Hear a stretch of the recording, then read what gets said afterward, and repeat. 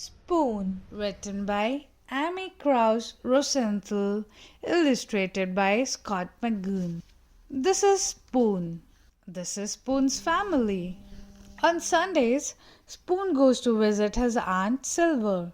He has to be on his very best behavior there. She's very fancy and proper. Goodbye, darling. Ta-ta. At bedtime, Spoon likes to hear the story about his adventurous great-grandmother who fell in love with a dish and ran off to a distant land. Lately, though, Spoon had been feeling blue. "What's wrong?" asked his mother. "You look a bit out of shape." "Nothing," mumbled Spoon. "It's just that, I don't know.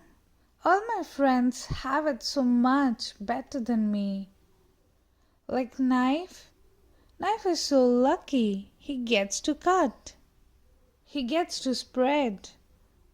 I never get to cut or spread. Oh, yes, Knife is pretty spiffy that way, isn't he? And Fork. Fork is so lucky. She gets to go practically everywhere. I bet she never goes stir-crazy like I do. Fork does get out and make herself useful, doesn't she? And Chopsticks? They're so lucky.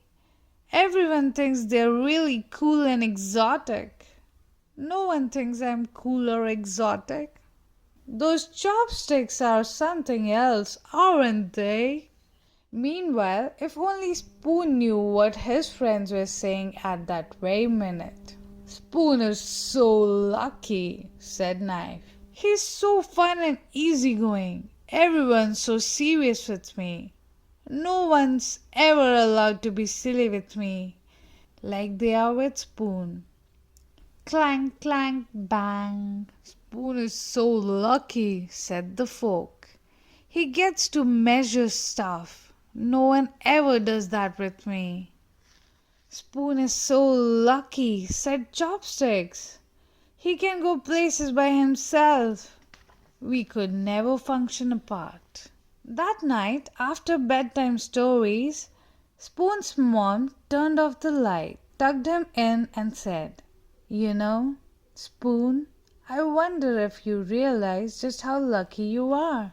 Your friends will never know the joy of diving headfirst into a bowl of ice cream. They'll never know what it feels like to cling against the side of a cereal bowl. Cling! They'll never be able to twirl around in a mug or relax in a hot cup of tea. Hi!" Spoon hadn't thought of it that way before. He lay awake in bed for a long time. His mind was racing. He felt so alive. There was only one thing to do. "I can't sleep. Come snuggle. Come, Spoon." And so he did. Sweet dreams. Please subscribe to my channel.